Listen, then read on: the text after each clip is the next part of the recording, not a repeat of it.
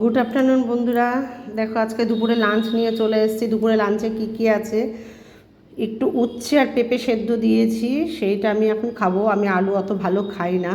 আর এইটা ধোকা রান্না হয়েছে, ধোকা একটা ভাজা রয়েছে, আর এইখানে রয়েছে হচ্ছে কচু শাক। আমরা কচু শাকটা একটু বেশিই খাই।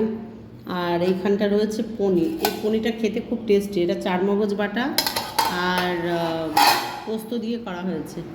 চারমগজ আর পনিরটা খুব সুন্দর খেতে। আর আমার মেয়ে পনির খেতে চায় না এখন, তাই জন্য এই দামি ফোনটা দামি পনিরটা বর এনেছে, বলছে এটা দেখলেও খাবে।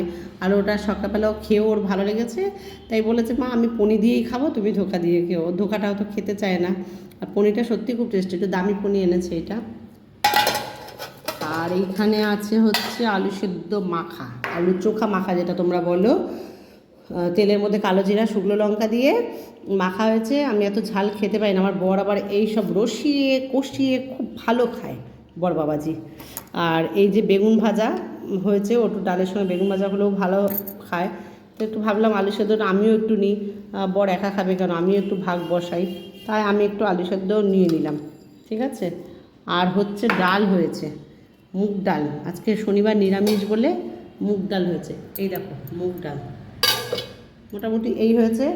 আর ধোকাটা হয়েছে, ধোকাটা নিয়ে দেখাচ্ছি। এই যে হচ্ছে ধোকা, ধোকাটা একটুখানি নিয়ে আসতাম, মেয়ে খাবে না, আমি একাই খাবো, তাই ধোকা।